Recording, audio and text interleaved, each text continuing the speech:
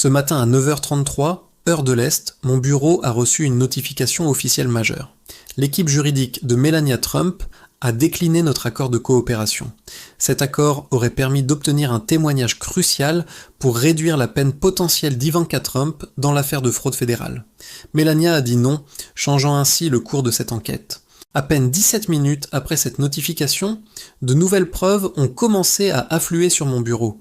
Nous parlons de déclarations d'agents du Secret Service, de messages textes et même d'une publication supprimée sur les réseaux sociaux. Tous ces éléments documentent la réaction violente du prévenu lorsque ses avocats lui ont annoncé la nouvelle. Melania ne sauvera pas sa belle-fille de la prison. Avant de voir cela comme un simple drame familial, comprenez l'enjeu juridique réel derrière ce refus. Les procureurs fédéraux ont offert à Melania un accord de coopération très spécifique. Elle devait témoigner sur 3 transactions financières précises dont elle a été le témoin direct. En échange, nous aurions recommandé une réduction de peine significative pour Ivanka. C'est une pratique courante dans le système judiciaire pour obtenir la vérité sur des montages complexes. Melania a choisi de décliner, laissant Ivanka Trump face à une peine de 11 à 19 ans de prison. Avec son aide, cette exposition aurait pu tomber à une fourchette de 6 à 10 ans. C'est la différence entre voir son plus jeune enfant grandir ou rester derrière les barreaux. Le prévenu, selon les preuves obtenues ce matin, a littéralement explosé de colère suite à cette décision. J'ai en ma possession des documents prouvant sa rage, ses menaces et ce que nous appelons une conscience de culpabilité. Je vais vous montrer le calendrier précis de cette enquête. Vous comprendrez comment Melania et Ivanka sont devenus des témoins clés. Nous allons analyser les 3 transactions spécifiques où Melania possède une connaissance directe des faits. Je vous montrerai les preuves de la réaction du prévenu et le calcul mathématique réel de la peine d'Ivanka. C'est un schéma récurrent, car Ivanka est le 3e membre de la famille que j'inculpe pour fraude financière. Restez avec moi pour les détails. Je couvrirai cette affaire au fur et à mesure de son évolution, en me basant sur les faits, pas sur les rumeurs. Si vous appréciez ce travail d'investigation sans le bruit des tabloïds, n'hésitez pas à liker et à vous abonner pour ne rien manquer. Commençons par le calendrier des événements qui nous ont menés à ce jour historique. Tout commence le 15 avril 2024, lorsque j'ai autorisé la première assignation pour les dossiers financiers de Melania Trump. Ces documents étaient liés aux transactions de la Trump Organization. Son nom apparaissait sur des documents bancaires en tant que signataire sur des comptes liés à des demandes de prêts frauduleux. C'était le premier fil d'une pelote bien plus grande. Sa signature a été retrouvée sur 17 transactions différentes effectuées entre 2018 et 2022. En juillet 2024, mon bureau avait déjà interrogé Melania à 2 reprises sous assignation. À ce stade, elle n'était pas une cible, mais un témoin clé. Elle possédait des informations directes sur les relations financières entre le prévenu et sa fille Ivanka. Ces sessions ont révélé des détails extrêmement significatifs pour la suite de la procédure judiciaire. Melania était présente lors de réunions où le prévenu ordonnait à Ivanka de falsifier des documents de prêt. Elle était dans la pièce, elle a entendu les conversations et a vu les documents être modifiés. Son témoignage aurait été la pièce finale du puzzle. Le 3 octobre 2024, j'ai officiellement inculpé Ivanka Trump de 3 chefs de fraude bancaire et fiscale. Le dossier est accablant, mais je savais que le témoignage de Melania le rendrait totalement inattaquable. Le 9 décembre 2024, nous avons envoyé une lettre de proposition formelle à ses avocats. Les termes étaient clairs. La vérité contre une clémence pour Ivanka. Son équipe juridique a demandé 2 prolongations de délai pour réfléchir à cette offre de coopération. La date limite de janvier est passée, puis celle de février, sans aucune réponse concrète de leur part. Ces avocats ont invoqué le privilège conjugal, mais ce dernier ne s'applique pas aux transactions commerciales. Ce matin, le refus est devenu définitif et officiel. La lettre de son équipe juridique était brève, froide et sans aucune place pour la négociation. Après mûre réflexion, Madame Trump décline l'offre de coopération du gouvernement, indiquait le texte reçu. Elle ne témoignera donc pas dans l'affaire États-Unis contre Ivanka Trump. Aucune explication n'a été fournie, c'est un non catégorique qui change la donne. Le privilège conjugal protège les communications privées entre un mari et sa femme sur des sujets personnels. Il ne protège absolument pas les transactions commerciales menées en présence de plusieurs tierces parties. Mélania ne peut pas être contrainte de parler de ses discussions privées avec le prévenu, mais le business est une autre histoire. Les réunions sur les accords financiers de la Trump Organization sont soumises à des règles juridiques différentes. Ce refus n'était donc pas une question de protection légale, mais un choix délibéré de sa part. Laissez-moi vous montrer exactement ce que Mélania aurait pu révéler, car la précision des faits compte énormément. La première transaction remonte au 17 mai 2019, dans les bureaux de direction de Mar-a-Lago. La réunion regroupait le prévenu, Ivanka, Mélania et 2 comptables de l'organisation. Le sujet était une demande de prêt de 47 millions de dollars auprès de la Deutsche Bank. J'ai des preuves électroniques que cette réunion a bien été planifiée. J'ai également le témoignage de l'un des comptables confirmant que la réunion a effectivement eu lieu. Ce qui me manque, c'est le récit de Mélania sur ce que le prévenu a dit à sa fille. Il s'agissait de gonfler artificiellement la valeur des actifs sur la demande de prêt. C'est le cœur même de l'accusation de fraude qui pèse sur elle. Le comptable a témoigné que le prévenu a ordonné à Ivanka d'utiliser des évaluations datant de 2017. Ces chiffres étaient bien plus élevés que les valeurs réelles du marché en 2019. Mélania était assise à cette table de conférence et a tout entendu. Son témoignage aurait corroboré celui du comptable, ne laissant aucune place au doute raisonnable. La deuxième transaction concerne des échanges de SMS entre Mélania et Ivanka en août 2020. Le sujet portait sur un audit de l'IRS concernant les déclarations fiscales de la Trump Organization. Il y a 15 échanges où Ivanka demande conseil à Mélania sur la gestion des actifs. Les réponses de Mélania suggèrent une connaissance de comptes offshore. Un message dit explicitement « Utilise la structure de Chypre comme nous en avons discuté avec ton père ». Elle ajoutait même que les autorités ne pourraient jamais remonter jusqu'au bénéficiaire effectif. Je voulais que Mélania explique ce que signifiait cette structure de Chypre et ce qu'elle savait. Son refus de parler protège ce secret pour l'instant. La troisième transaction concerne sa connaissance personnelle des comptes offshore contrôlés directement par Ivanka. Les relevés bancaires montrent que Mélania était une utilisatrice autorisée sur plusieurs de ses comptes. On parle de comptes à Chypre et aux îles Caïmans avec des mouvements de fonds impressionnants. Entre 2018 et 2022, les dépôts ont atteint 18,4 millions de dollars. Le témoignage de Mélania aurait pu expliquer l'origine de ces fonds et le contrôle d'Ivanka.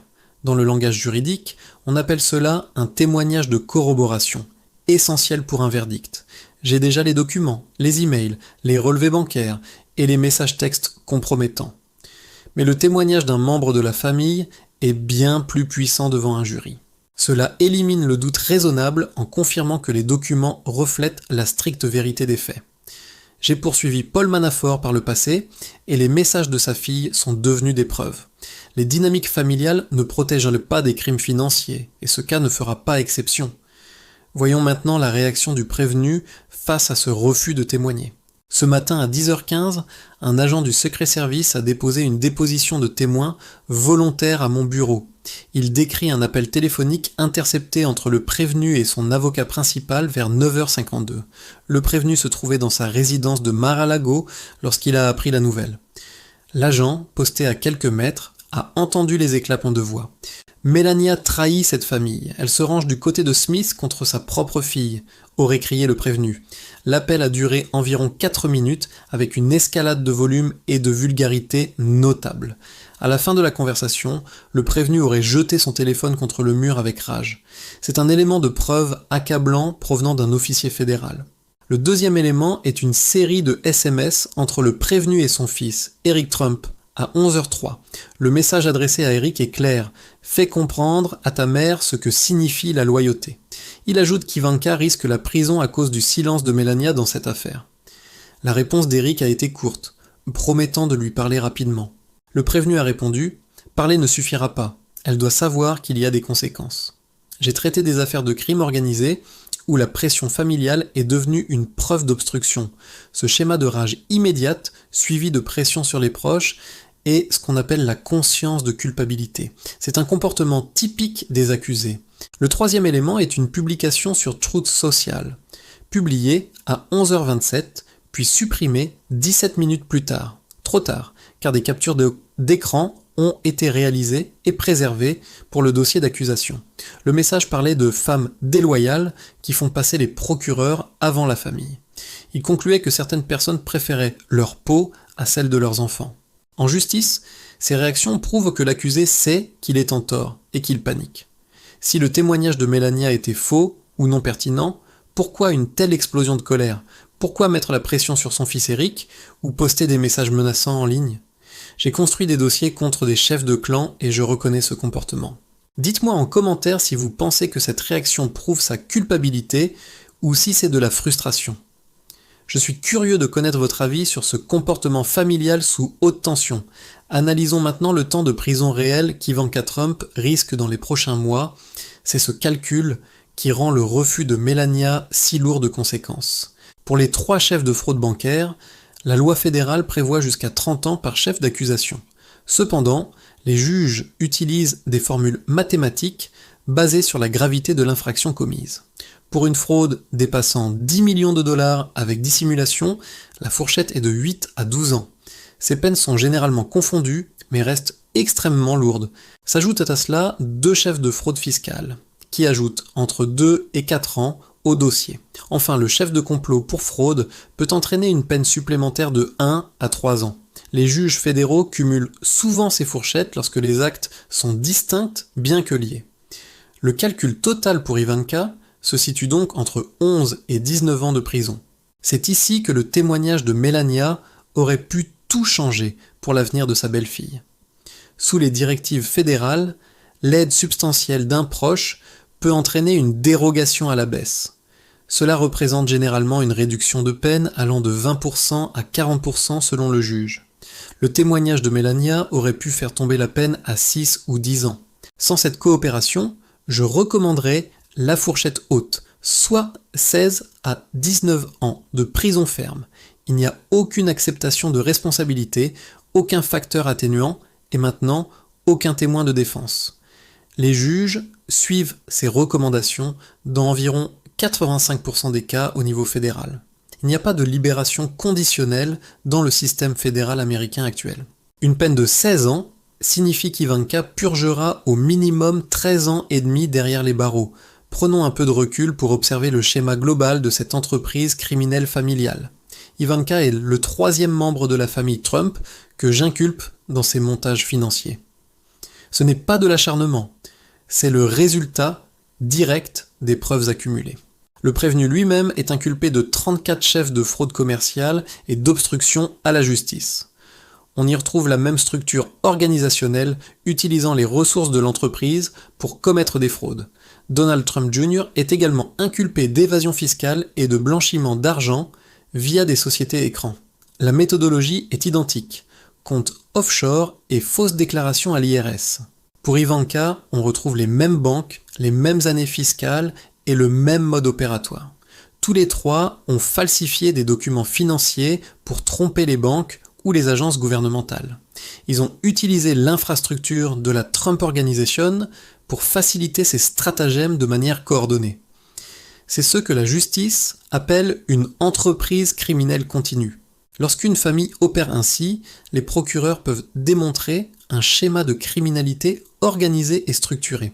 J'ai poursuivi la famille Gotti dans les années 90 pour des violations du statut RICO à New York. Les crimes étaient différents, mais la structure familiale et le déguisement en entreprise légale étaient identiques. Je reconnais parfaitement ce modèle organisationnel de fraude systématique. Cette enquête a pris des années, car les crimes financiers exigent une précision chirurgicale absolue. Nous avons tracé des transactions à travers 17 pays différents et interrogé 134 témoins clés. Nous avons examiné 80 millions de documents, des emails aux demandes de prêts en passant par les taxes. Le refus de Melania est d'autant plus grave qu'elle est un témoin transversal. Elle est la seule à avoir une connaissance directe couvrant les 3 dossiers en cours. Elle était présente aux réunions du prévenu et avait accès aux infos sur les comptes de Don Jr. Elle a aussi été le témoin oculaire des transactions spécifiques concernant les charges d'Ivanka aujourd'hui. Son témoignage aurait pu lier tous ces dossiers en une seule entreprise de fraude. Elle a choisi de se taire, mais cela ne stoppera pas la machine judiciaire qui est lancée. La date du procès est fixée au 9 juin 2026, soit dans exactement 124 jours. Il n'y aura plus aucun délai, la sélection du jury commencera précisément à cette date-là. Voici le calendrier des prochaines étapes cruciales avant l'ouverture des débats. Le 15 mars, les motions préalables finales devront être déposées par les deux parties concernées. Le 7 avril, nous tiendrons des audiences sur les éléments de preuve qui sont actuellement contestés. Le 1er mai, la liste finale des témoins sera arrêtée et ne pourra plus être modifiée. Le 2 juin, les questionnaires pour le futur jury seront distribués aux citoyens.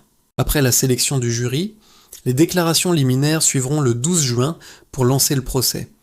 Je présenterai les preuves de l'accusation pendant environ 2 semaines de débats intenses. Nous montrerons les documents, les expertises financières et le témoignage du comptable présent en 2019. Tout sera là, à l'exception notable du témoignage de Melania Trump. La défense présentera son dossier à partir du 30 juin, suivi des réquisitoires vers le 14 juillet.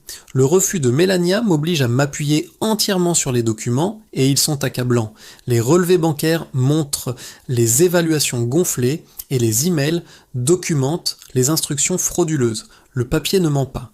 Contrairement aux témoins qui peuvent changer d'avis, le système judiciaire fonctionne quand on suit les preuves, peu importe le nom des accusés. Personne n'est au-dessus des lois, ni le prévenu, ni ses fils, ni sa propre fille. C'est le principe fondamental que j'ai suivi durant toute ma carrière de procureur fédéral. Le procès commence dans 124 jours et je serai là pour vous expliquer chaque étape. Abonnez-vous pour suivre ce procès historique et ne rien manquer des révélations à venir. Et dites-moi, pensez-vous que les preuves écrites suffiront pour une condamnation sans Melania ? Je lis tous vos commentaires avec attention. Si Ivanka risque gros, ce n'est rien comparé à la sentence de son père tombée ce matin. 23 ans de prison. Cliquez ici pour voir les détails de cette audience explosive.